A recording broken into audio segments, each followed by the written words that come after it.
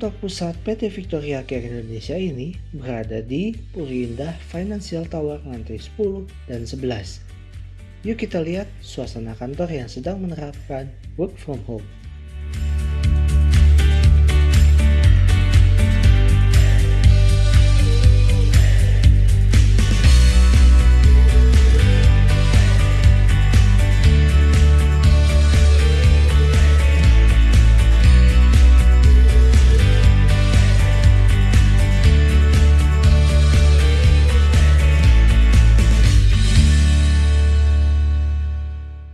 Halo teman-teman, perkenalkan nama saya Matthew Jeremy dan saat ini saya nggak sendiri nih, tetapi saya ditemani oleh teman saya yaitu Halo, perkenalkan nama saya Michael Agusto. ya kami dari jurusan Creative Partnership dari BINUS Bandung dan saat ini kami akan menginterview salah satu direktur kita dari PT Victoria Care Indonesia. Langsung saja kita sambut, ini dia Pak Sumardi. Ya, selamat malam. Saya dengan Sumardi Wijaya, saya COO dari PT Victoria Care Indonesia. Ya, selamat malam semuanya. Oke, selamat malam Pak Sumardi. Oke, baik, kita langsung masuk ke pertanyaan yang pertama. Bagaimanakah Bapak menemukan semangat dan motivasi bisnis? Ya, kalau saya menemukan semangat dan motivasi dalam berbisnis ini kan lebih dilihat kepada perusahaan itu harus mempunyai visi dan misi. Visi itu yang membuat kita dari tahun ke tahun selalu harus mencapai apa yang kita canangkan. Karena kalau kita bicara visi itu tidak bisa dicapai dalam 1 tahun atau 2 tahun. Visi itu bisa sifatnya jangka panjang. Dan dari visi misi itulah sebetulnya yang selalu mendorong kami di tim manajemen dan juga karyawan kami semua itu untuk terus mengejar visi yang sudah kami tetapkan. Karena memang untuk mencapai sesuatu kita harus bagi ada tujuan jangka pendek dan juga jangka panjang.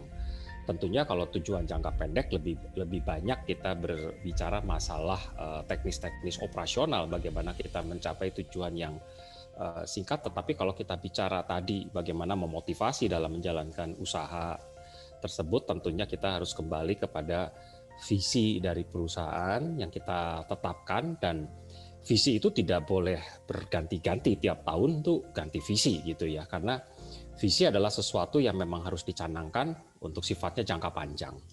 Contoh di PT Victoria Care Indonesia ini kami mempunyai visi untuk menjadi perusahaan kosmetik dan toiletries yang terbaik di Asia. Nah, dengan kita memiliki visi tersebut tentunya semua berkomitmen, setiap jajaran manajemen sampai karyawan tingkat paling bawah pun untuk berusaha untuk bisa mencapai visi tersebut. Nah, tentunya untuk mencapai visi tersebut kita akan bagi dalam beberapa rencana kerja yang biasa kita sebut dengan rencana kerja tahunan. Nah, setiap tahun pun kita menetapkan yang namanya goals atau tujuan yang akan dicapai, yang ujung-ujungnya memang kita akan mencapai tujuan besar visi company kita menjadi perusahaan kosmetik dan toiletries yang terbesar di Asia.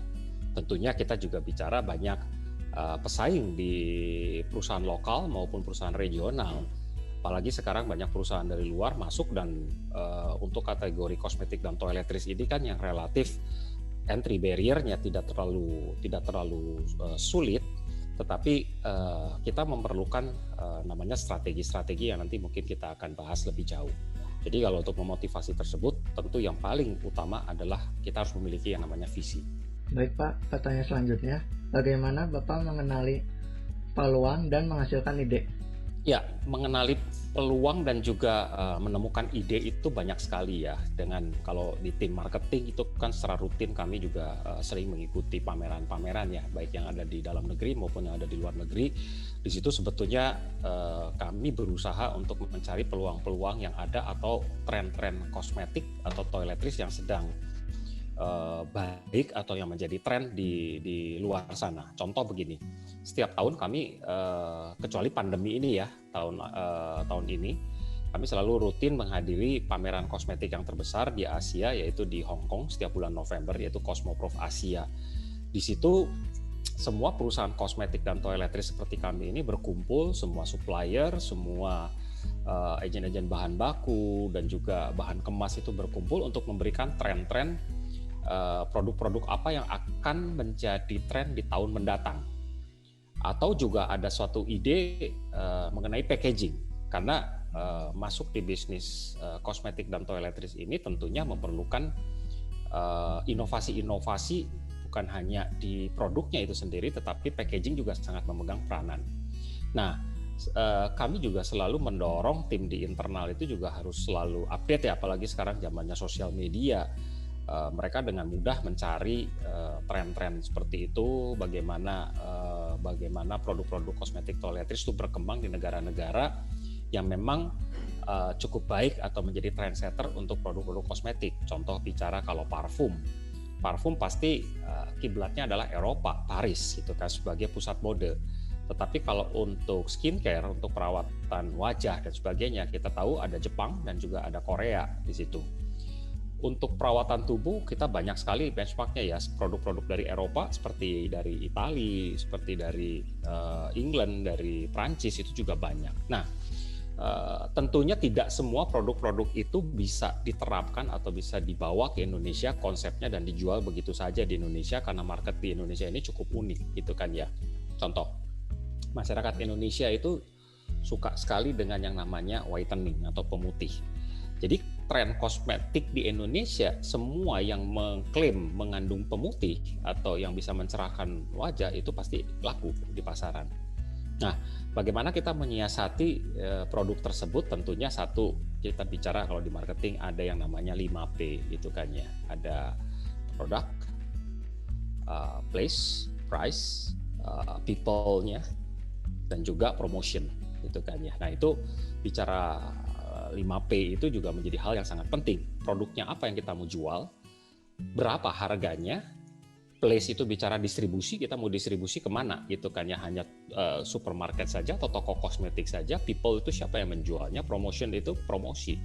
Jadi bauran atau marketing mix ini juga penting. Jadi setelah kita menemukan ide-ide tersebut, kita lakukan brainstorming, kita lakukan yang namanya marketing mix tadi gitu kan ya, sehingga menghasilkan satu produk yang layak untuk kita pasarkan dan siap untuk bersaing di market.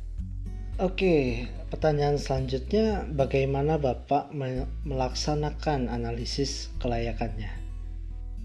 Analisis kelayakan itu banyak ya, mulai dari awal merupakan dari mulai konsep kita lakukan analisa. Yang paling umum yang kita lakukan analisa SWOT ya, SWOT analisis.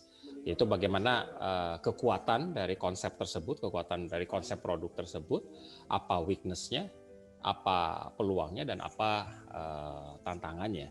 Dan biasanya dari situ bukan hanya dari sisi produk yang kita nilai tadi, 5P tadi kita analisa satu persatu SWOT-nya, SWOT analisisnya.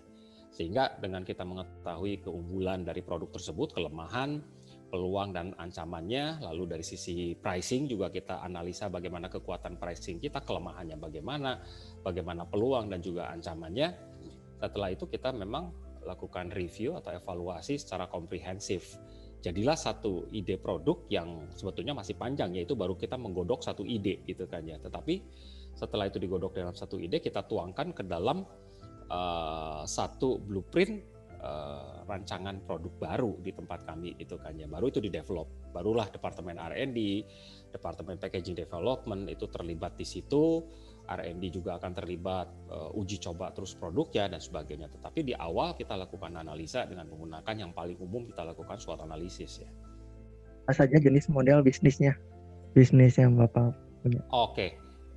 PT Victoria Care Indonesia Tbk ini bergerak di bidang manufacturing dan juga distribusi produk kosmetik dan toiletries. Jadi kami bukan hanya pabrikan atau perusahaan manufaktur yang menghasilkan atau memproduksi produk-produk kosmetik dan toiletries, dan sekarang karena pandemi kami juga memproduksi produk-produk yang berbasis kesehatan, bermula dengan mengeluarkan produk hand sanitizer, dan kami juga sekaligus mendistribusikannya secara langsung. Jadi produk-produk kami di Pulau Jawa itu didistribusikan langsung oleh cabang-cabang milik kami, tetapi di luar pulau, mulai dari Sumatera, Kalimantan, Sulawesi, Papua, Maluku, Nusa Tenggara itu kami tunjuk mitra kerja lokal distributor yang bermitra dengan kami untuk mendistribusikan produk. Jadi model bisnis kami adalah manufacturing dan distribusi. Apa saja hak paten yang perusahaan sudah miliki? Hak paten tentunya yang pertama adalah selain nama company ya, PT Victoria Care Indonesia itu sudah dipatenkan, juga brand-brand. Kami memiliki 7 brand yang kami sudah pasarkan produknya di pasar, yaitu produk dengan brand Miranda. Miranda ini produk-produk perawatan rambut atau hair care. Kita mempunyai brand yang kedua yaitu Herboris. Herboris itu adalah produk perawatan tubuh. Lalu kita mempunyai brand NuFace. Brand NuFace ini khusus untuk facial care ya. Facial care kami menjual produk dengan brand NuFace ini untuk masker. Kita juga punya brand Sixen untuk kolon. Kita punya brand Victoria untuk kolon juga. Lalu yang terakhir kita punya brand yang namanya CBD. Creative Beauty Dazzle itu untuk hair care khusus salon-salon profesional. Nah, semua brand itu harus dipatenkan ya. Kalau tidak kan nanti kita akan menemukan atau bertemu dengan orang-orang yang mendaftarkan brand tersebut dan akhirnya akan menjadi bahan saling gugat ya di pengadilan. Jadi yang paling utama adalah brand-brand kami harus didaftarkan di Departemen Kehakiman untuk mendapatkan hak paten. Oke, berbicara dengan hak paten, ini bagaimana perusahaan memandang pentingnya memiliki hak paten?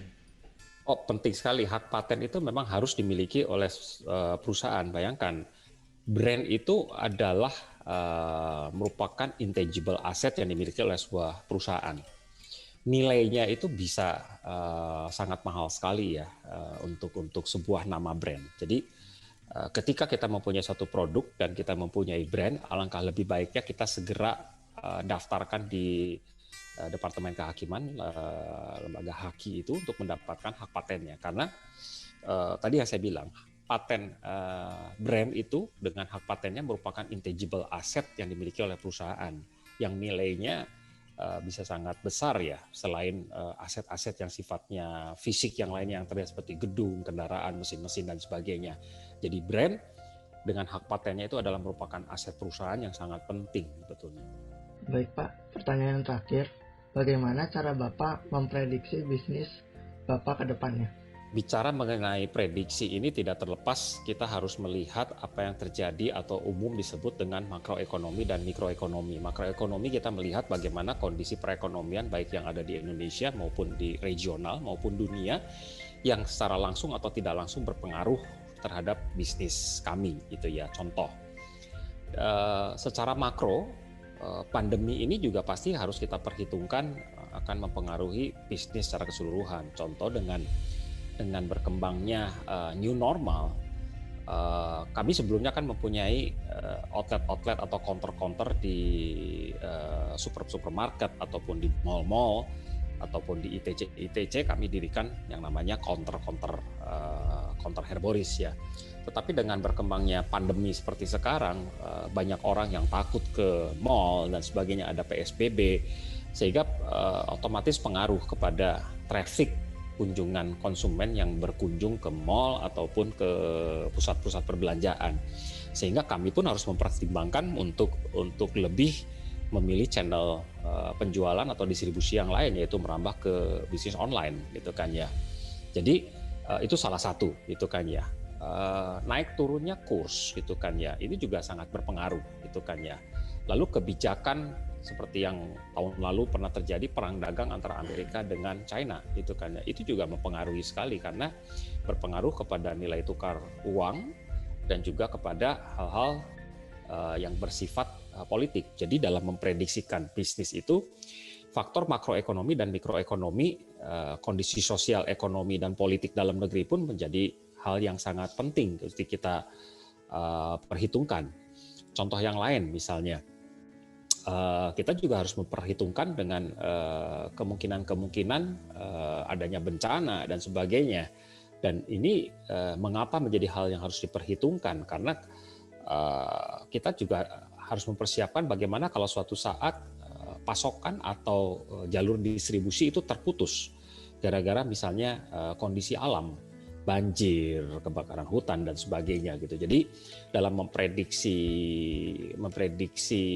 bisnis ke depan tentunya makroekonomi dan mikroekonomi adalah penting. Tetapi yang kedua, kita juga harus selalu memperhatikan tren atau gaya hidup konsumen itu sendiri gitu ya, terutama gaya hidup dan juga pola konsumsi customer kami. Dari mana kami dapatkan data itu? Dari big data gitu kan. Big data yang sudah kita bangun sejak tahun 2018, kami memiliki database pelanggan atau customer melalui sosial media maupun dari penjualan e-commerce kami. Jadi dari data tersebut kami memiliki satu big data yang bisa diolah mengenai apa preferensi konsumen atau juga minat konsumen terhadap produk-produk yang kami hasilkan. Karena dari tahun ke tahun minat mereka kadang berubah gitu kan ya.